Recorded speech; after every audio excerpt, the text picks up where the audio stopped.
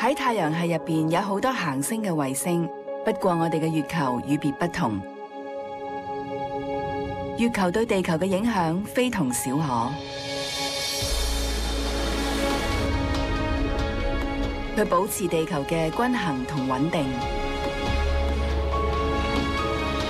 跟住我哋會同大家講月球點樣塑造地球，點樣影響地球生物嘅演化。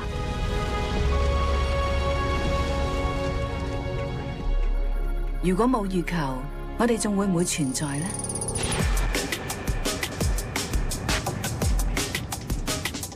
我哋唔會覺得月亮有咩特別，夜晚就會喺天上邊，遠在幾十萬里之外。不過如果月亮嘅位置唔同咗，會點呢？移近啲或者飄遠啲，地球會唔會唔同晒呢？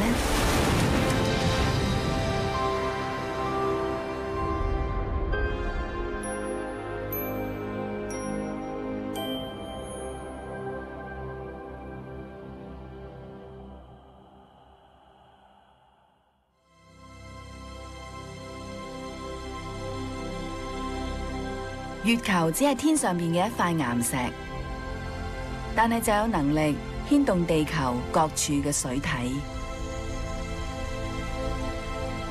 喺蘇格蘭西部嘅埃蒂夫湖，日日都見到月球嘅威力。喺潮漲嗰陣，多達6600萬噸嘅海水由大西洋被抽入湖裡面。喺潮退嗰陣，又再湧翻晒出嚟。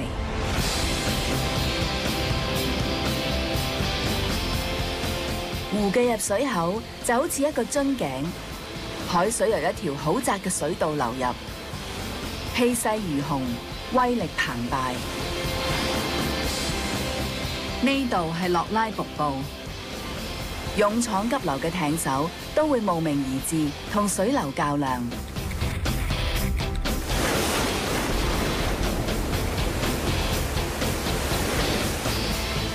每日有1-2個鐘頭，呢條係世界上水量最大、水流最急嘅水道。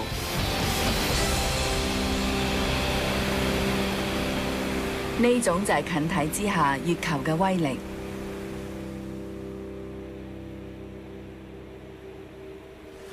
潮汐係最能夠顯示地球同月球呢種咁密切嘅關係。不過月球對人類進程嘅影響實在太多啦。月球係人類夢想踏足嘅地方。喺40年前，有12個人夢想成真，大大改變咗我哋對月球呢位鄰居嘅睇法。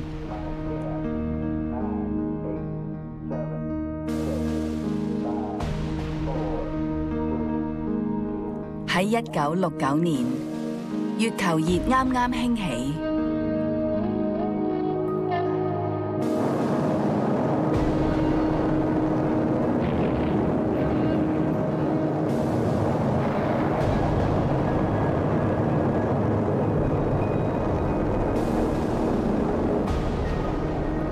呢個係太陽神計劃嘅年代，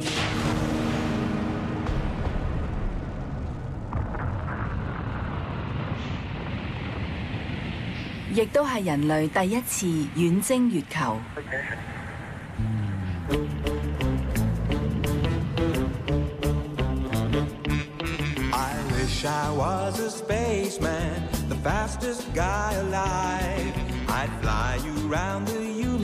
太空人韓思朗第一部踏上月球嘅片段，從此就留喺每一個學童嘅腦入邊。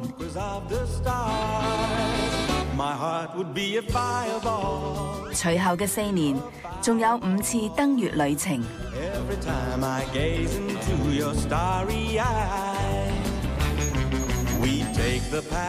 自此之後，就冇咩人再談論月球啦。月球原本係新嘅疆界，人類嘅未來。而家可能好多人都覺得月球有啲過氣。幾年前曾經掀起過一番熱潮，之後漸漸被遺忘啦。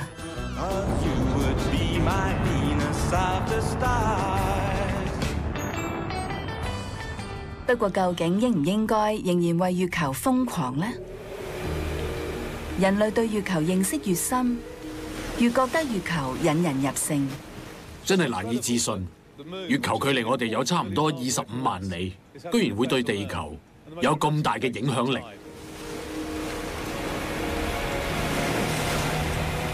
而最顯著嘅影響就係潮汐。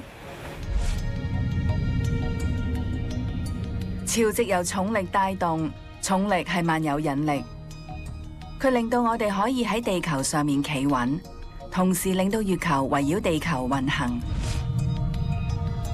不過唔止係地球牽引月球，月球同樣牽引地球，將海水拉起。重力係一種好強大嘅力量，你係睇唔到嘅，係一種引力。而另一種有相似引力作用嘅就係磁力。我前面有塊金屬放喺磅上面，重量係2磅14安士。重量係由於地球嘅重力拉佢落去。而家我將呢塊磁鐵吊喺上面，磁鐵嘅引力拉起塊金屬，重量開始減少，顯示屏嘅數字不斷下降，同重力嘅引力作用好相似。月球嘅重力拉起海水，形成潮波，再由地球自轉帶動，形成潮漲同潮退。潮汐嘅大細取決於地球同月球嘅距離。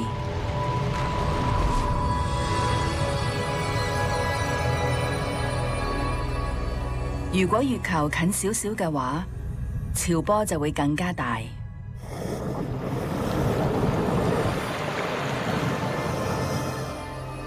退潮嗰陣會更加低，各地潮漲嗰陣會更加高，嗰啲低洼嘅海岸就會水浸。但係如果月球比而家仲要近好多，會點呢？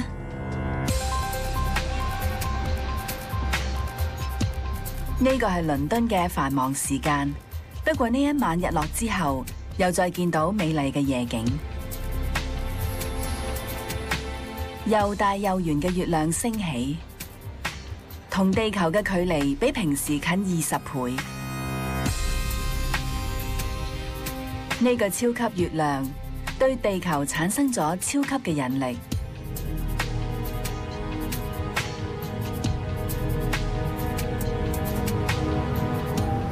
於是掀起咗巨大嘅潮波。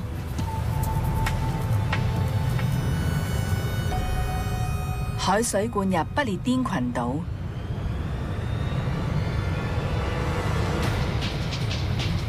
淹沒咗倫敦。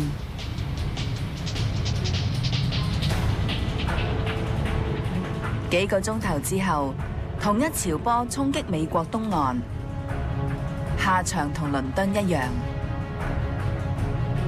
成個紐約俾水浸住，全市沉沒。呢一切都係月球造成嘅。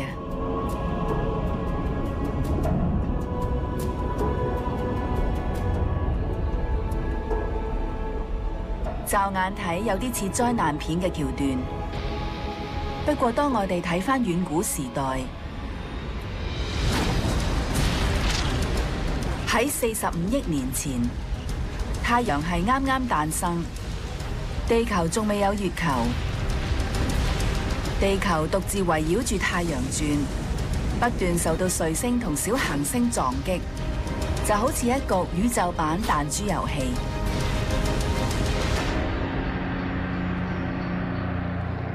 而家地球表面已經睇唔到呢啲撞擊嘅痕跡，但係為咗體會當年嘅破壞力，拜布魯諾博士遠赴亞利桑那沙漠，去睇一個1里闊嘅大坑。呢個隕石坑係由150尺闊嘅物質撞出嚟嘅，不過同當時嘅情況相比就小兒科啦。當年有幾千件甚至幾百萬件物件撞過嚟，比核子戰爭仲恐怖。岩石好似雨咁，有部分聚集起嚟，形成更有威脅嘅物質。就係原行星剔伊亞，佢向住地球正面撞過去。上面有一件好光嘅物件，好似一粒星咁，而且佢仲一日大過一日，越嚟越大，直至遮晒成個天空為止，好似有個行星壓喺你頭上邊。剔伊亞擊中年輕地球嘅側面，佢嘅核心同地球嘅核心融合，液態岩四圍散開，彈入軌道。如果你喺現場睇，就會見到成個天都好光，全個世界都被橙色嘅光照住，因為成個天都係好似熔岩咁高熱嘅物質。因為係液態，所以好容易就凝聚埋一齊啦，結成一個球體，最後變成月球。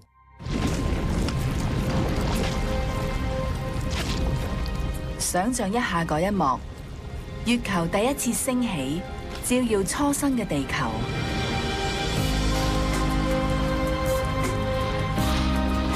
地球多咗一個鄰居。半凝固嘅月球喺14000里之外，圍繞住地球運行，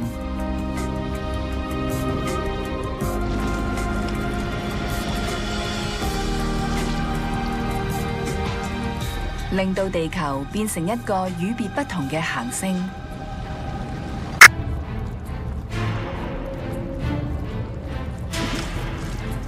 同剔伊亞相撞，令到初生嘅地球粉碎。地球嘅外核露咗出嚟，好似鐵呢啲金屬由內核心流出，重新調配地球嘅化學成分，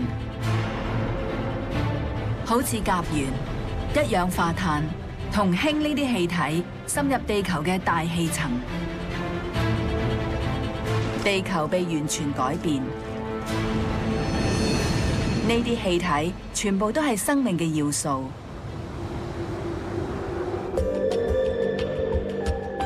喺1950年代，美國化學學家米勒做咗一個經典嘅實驗。佢將以上各種氣體混合，模擬初生地球嘅環境，合成一層棕色嘅液體。裏面充滿構成蛋白質嘅原材料氨基酸，而所用嘅材料就係初生地球有嘅氣體。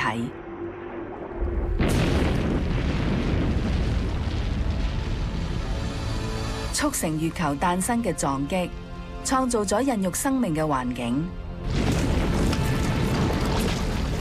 不過生命都唔係即刻出現嘅。醞釀咗7億年之後，先至有最簡單嘅單細胞生物出現。當中，月球可能再擔當咗重要角色。喺地球冷卻嗰陣，水氣遇冷，凝聚匯合成為海洋。受到月球嘅影響，海洋開始有潮汐。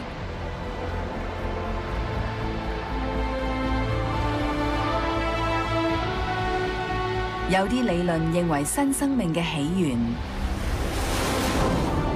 潮汐係一個關鍵。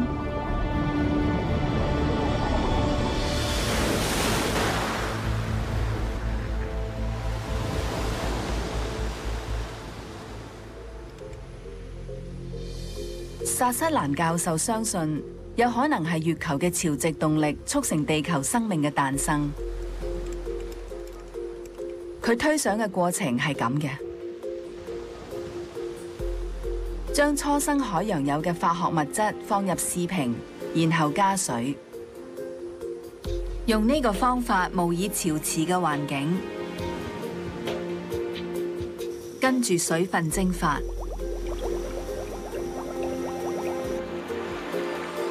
就好似退潮之後岩池俾太陽曬乾水分。試瓶入面嘅生命化學元素開始活躍，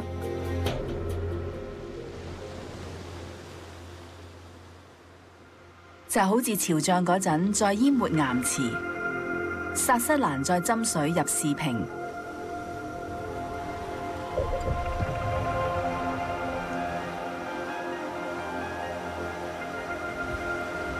而家用紫外線照射，初生地球嘅光線令到化學元素變質。咁即係話用一啲簡單嘅化學元素，用水溶解，模仿潮池嘅環境，令到水分蒸發，就好似潮池嘅水分蒸發咁樣。再加啲水，跟住用紫外線照射，所以需要嘅條件係好簡單嘅。呢啲咁簡單嘅條件，就係月球潮汐動力帶嚟嘅乾濕變化，創造咗生命嘅奇蹟。如果喺分子層面分析呢啲混合物質，就會發現裡面有2種構成核糖核酸嘅主要元素。製成嘅物質好似係好複雜嘅分子，其實都係一啲好簡單嘅物質，喺好簡單嘅環境入邊形成。核糖核酸係建構生命最基本嘅材料，有可能係地球初生時候嘅潮汐醞釀出嚟，而潮汐係由月球操控嘅。潮間帶就好似一個生命誕生之前嘅化學實驗室，潮池嘅環境度度唔同，其中嘅化學作用亦都唔同。我相信應該係其中一個化學變化衍生咗核糖核酸嘅建構成分。有核糖核酸就有生命。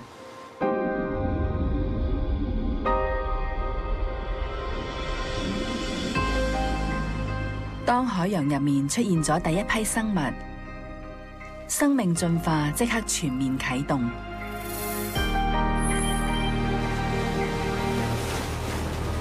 自此之後，月亮繼續照住地球，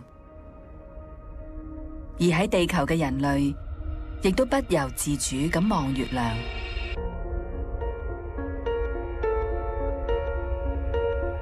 其實我哋睇到嘅月亮永遠都係同一面，因為月球每29日自轉一圈，咁啱又係以同一速度環繞地球一次，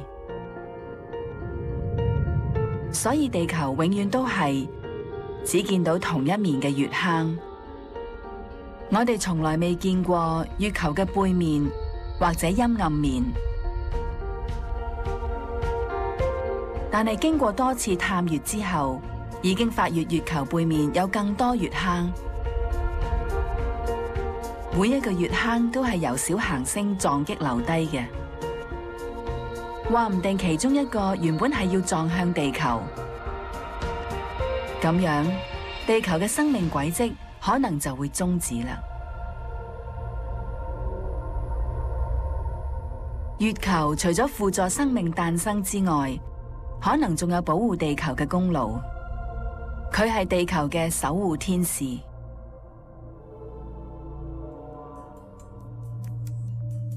5000年前，外克布里底群島嘅居民相信月亮唔只係一位守護神靈。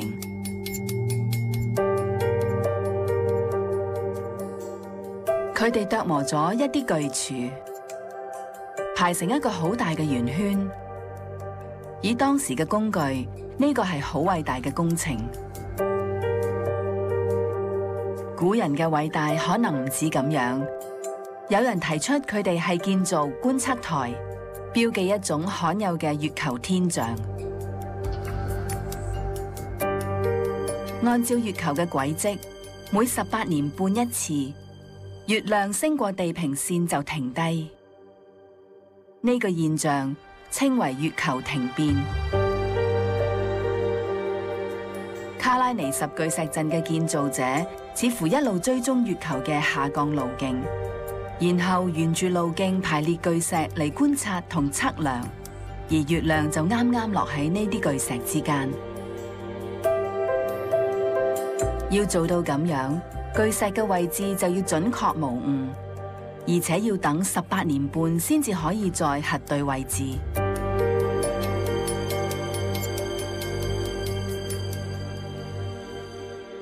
似乎真係好複雜。點解仲要做呢？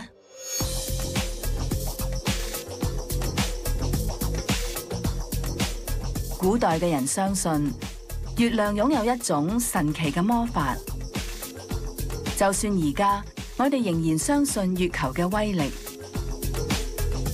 由生物世界嘅節奏就可以睇到月球係地球生命週期嘅推動力。好多動物對月光都有本能嘅反應，佢哋會變得更加活躍、更加熱鬧，繁殖力更加強。呢啲熱帶珊瑚就係其中最突出嘅生物。每年佢哋都會喺同一時間集體繁殖，喺一個晚上一齊受精產卵。喺嗰一晚，滿月呼喚珊瑚繁殖。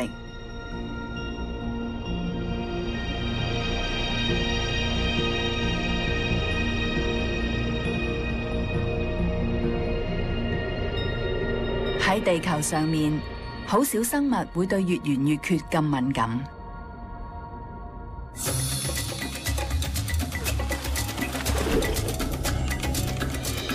喺百慕達對出嘅馬尾藻海，海洋生物學家科恩嚟呢度探究月球嘅威力。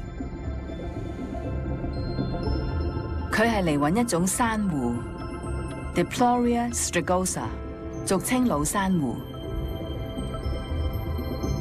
每隔29日一到滿月，老珊瑚就會增生一層新嘅骨骼。呢個增生期係受到月球每個月嘅軌跡觸發嘅，同時鐘一樣咁有規律。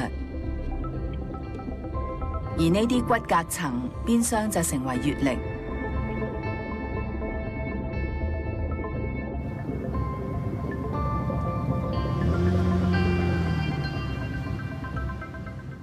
而家我觀察緊嘅係今日撈出嚟嘅珊瑚。如果用顯微鏡仔細咁睇，就可以見到嗰啲細微嘅坑紋。而呢一啲坑紋都係配合月相週期形成嘅。每條坑紋都係代表一個月嘅骨骼生長。而家呢一嚿珊瑚大約有65條坑紋，按照月輪嘅數目就可以推斷珊瑚嘅年齡。而家大約有65個月輪，咁樣由此推斷呢一嚿珊瑚大約生存咗5年半。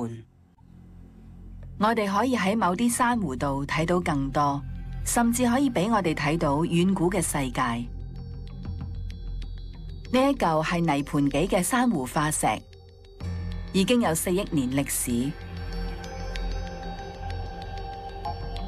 呢嚿珊瑚除咗有月輪之外，仲有每年季節變化留低嘅年輪，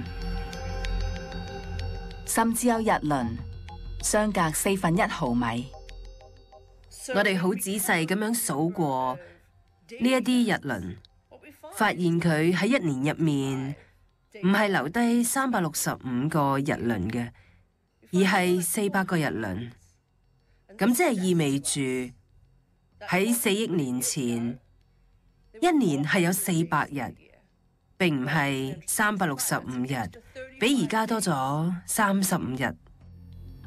將一年嘅時數分成400日，得出嘅答案出人意表。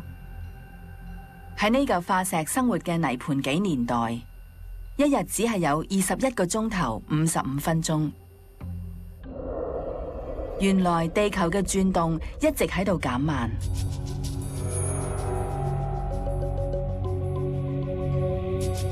一日嘅長度就係地球自轉一圈嘅時間，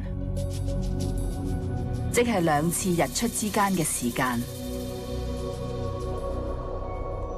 如果古時每日嘅長度較短，即係地球嘅自轉速度更加快。再睇返幾十億年前，地球仲係半液態行星嗰陣，地球嘅轉速快到5個鐘頭就係一日。點解地球嘅自轉速度會慢慢改變咗呢？主因係月球。喺最早期，月球好大力咁拉扯地球，拖慢咗地球嘅轉速。而家仍然係咁樣。當地球自轉嗰陣，潮波同海床之間嘅摩擦拖慢咗轉速，於是地球嘅每一日越嚟越長。不過月球本身又點樣呢？月球同樣受到地球自轉嘅影響。當地球一路減低速度，月球就一路加快速度。沿住軌跡運行嘅物件加速，一定會有變化。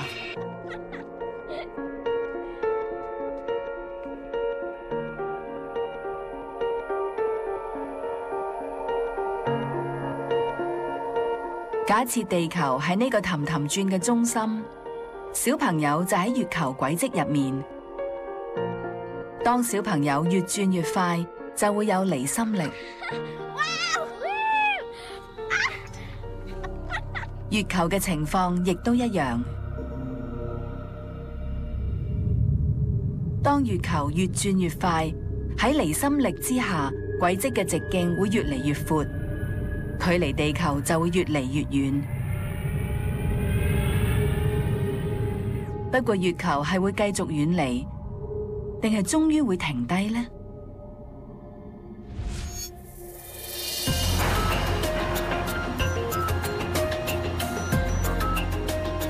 有一個方法可以查到嘅，呢個係新墨西哥嘅阿帕奇角天文台。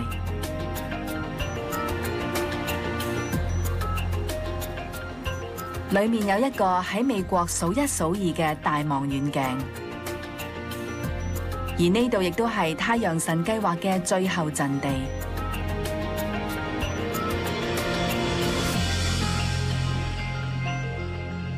喺太陽神計劃入面，太空人除咗可以喺月球玩，仲要做科學實驗。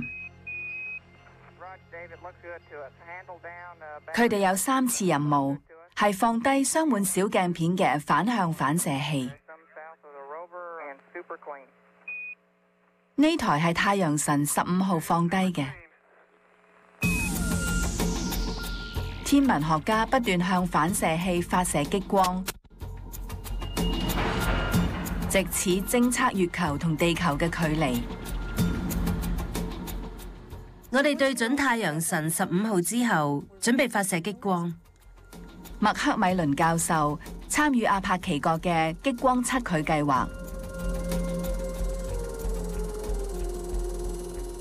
佢哋向月球嘅反射器發射激光，嘗試偵測激光嘅反射。只要捕捉到少量光子，再加入光速，就可以推算地球同月球之間嘅距離，連毫米之差都可以計算到。我哋仲未達到1脈衝1光子嘅水平，而家大約係10脈衝捉到1光子，不過成績已經唔錯㗎喇。經過電腦平均計算所有激光讀數，得出結果。喺呢一刻，月球嘅距離係393499千米，257米零798毫米。呢個就係結果啦。用激光測量月球嘅距離已經有40年歷史。喺呢啲測量入面，顯示咗一個好明顯嘅現象：幾十億年嚟一直越行越遠嘅月球，而家仍然以1年3.78厘米嘅速度遠去。咁樣有冇問題呢？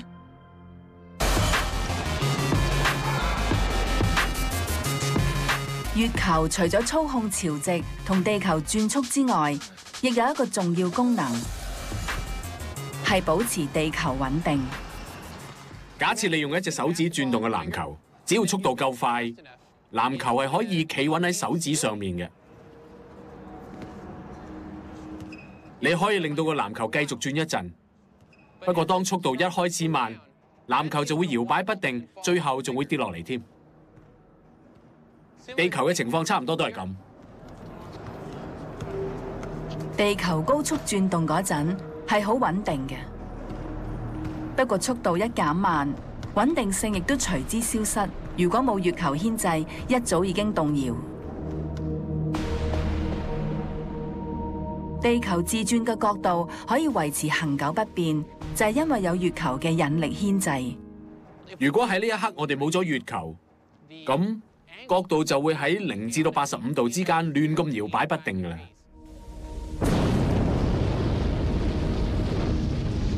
自從嗰次催生月球嘅撞擊之後，地球已經傾斜咗23度。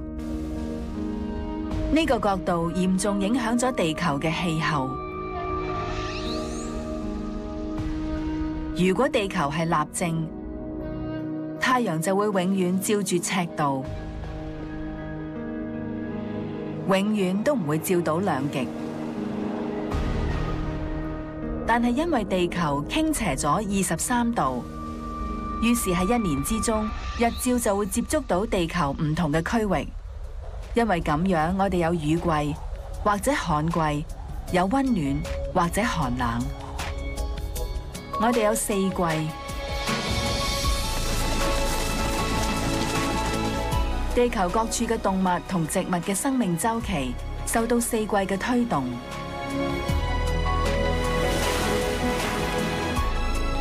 春天生機煥發，夏天暖意洋洋，秋天會進行遷徙，冬天就要掙扎求存。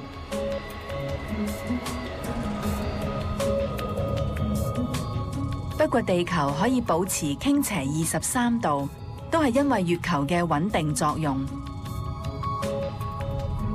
當月球一旦遠離，地球嘅傾斜角度就會改變，億萬年之間都會喺0至接近90度之間來回擺動。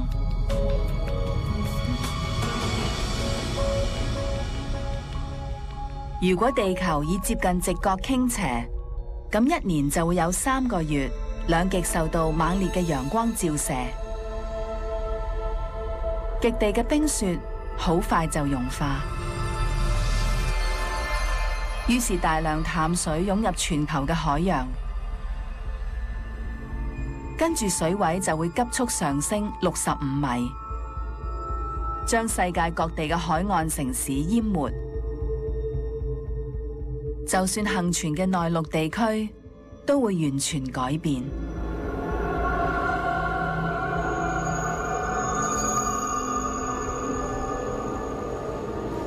拉斯維加斯會變成陰暗寒冷，氣溫下降至-20°C，因為太陽照向南極，拉斯維加斯就進入嚴寒嘅冬天。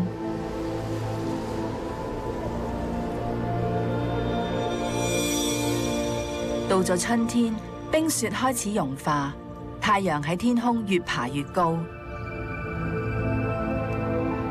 喺夏天，太陽唔會落山啦。喺秋天，太陽高掛，然後再喺地平線落下，黑暗嘅寒冬返嚟啦。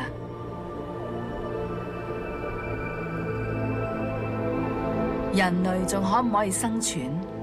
咁就要睇其他地球生物嘅遭遇啦。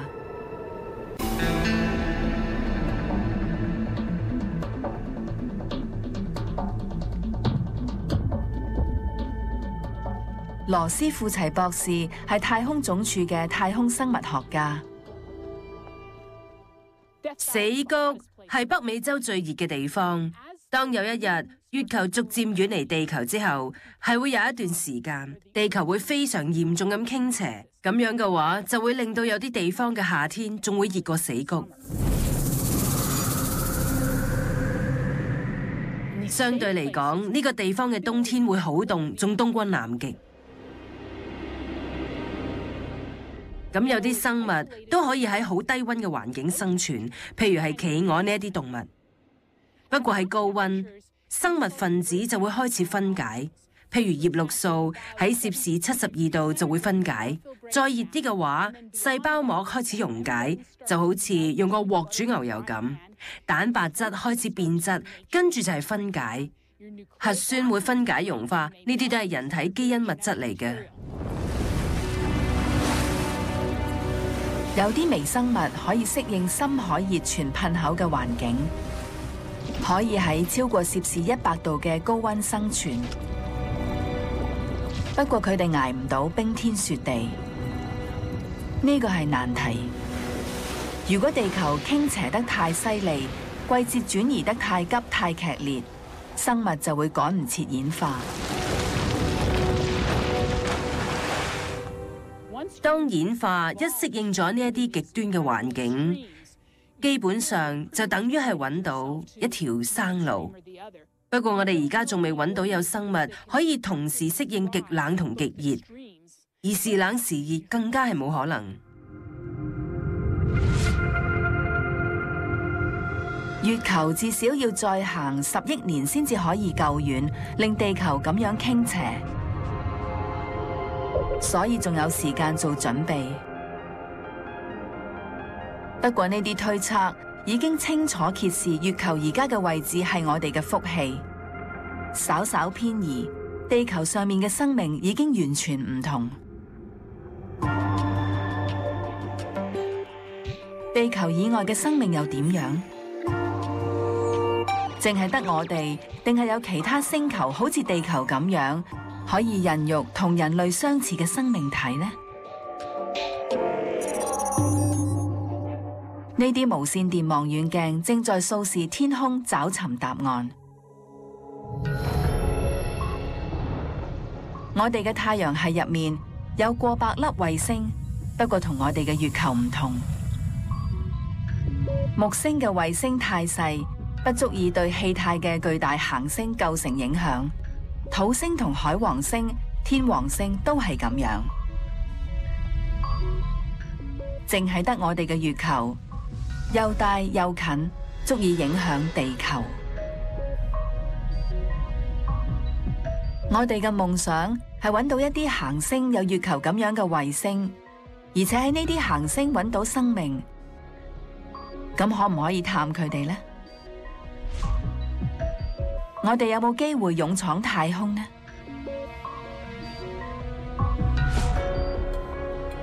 如果有，月球會幫到我哋。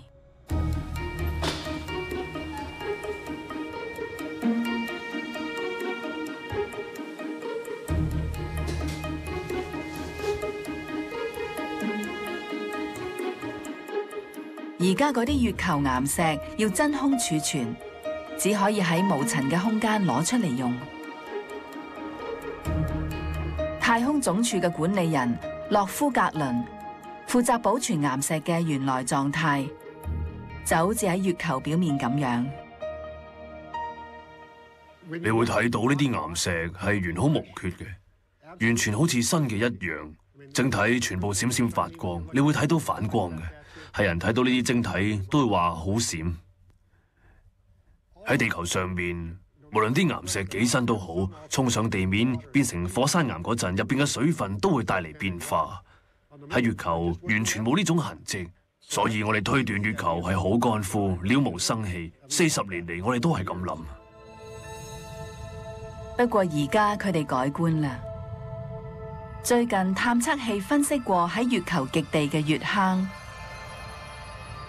科學家相信裏面充滿冰，而且應該係嚟自幾十億年前撞落月球嘅嗰粒彗星。呢一個發現隨時改寫太空探索嘅進程。我哋可以將嗰啲水分解為氫同埋氧，呢啲係製造火箭燃料嘅材料。咁我哋就可以幫火箭補充燃料，唔使再咁多燃料上月球。火箭燃料係好寶貴嘅，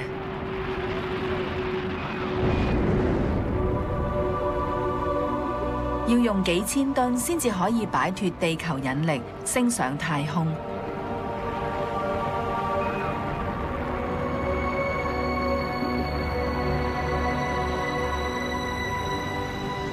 不過如果將來可以喺月球補給燃料，情況就會完全唔同。水源絕對係移居月球嘅重要條件。將來要長期開發月球，都唔可以少咗水。有咗水之後，以前解決唔到嘅，都變到有可能啦。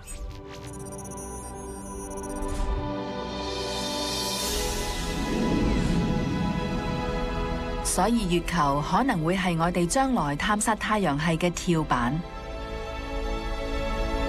太空船首先由地球去月球補給之後，再展開漫長嘅太空旅程。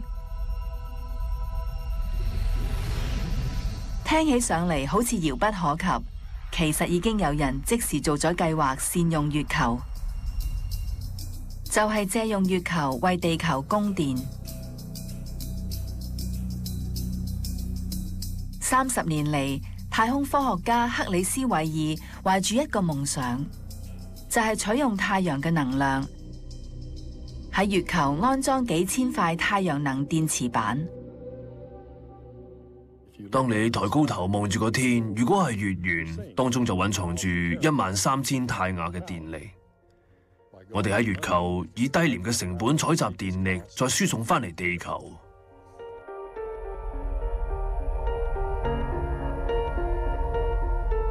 佢嘅計劃係喺月球表面鋪設薄太陽能電池板，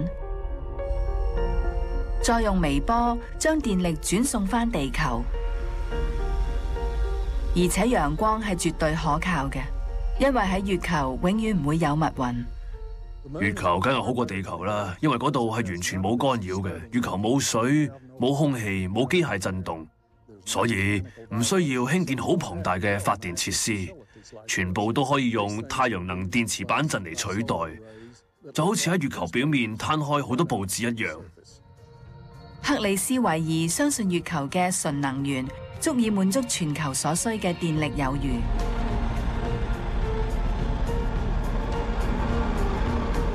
月球基地採集供應充足嘅太陽能，呢樣嘢會催生新嘅月球經濟，而月球本身已經提供所有原材料。喺月球上面，你只會睇到塵土。但係呢啲塵土可以製造玻璃纖維，可以製造容器、製造棒同埋管，好多好多嘢，完全可以持續發展。不過實行呢個計劃一啲都唔平，至少耗資5000億美元，但係都未夠俾現時嘅石油業開採地底石油同氣體嘅2年經費。克里斯維爾有一套理論，解釋點解仲未興建月球發電基地，仲未建設月球做第二故鄉。因為我哋喺1970年代放棄咗探索月球。如果美國繼續探索月球，同埋專注開發使用月球提供嘅材料，咁呢個計劃應該喺1980年代已經起步。我哋一定要再去月球。有時我哋會失去意志，呢啲純粹係心理因素，同實際能力完全無關。我相信有志者事竟成。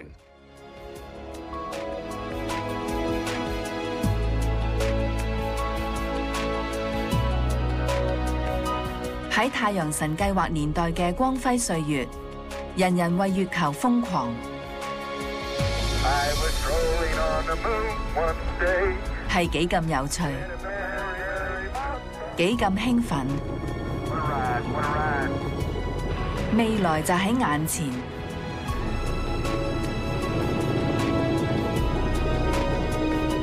不過一轉眼，我哋冇咗呢份熱情，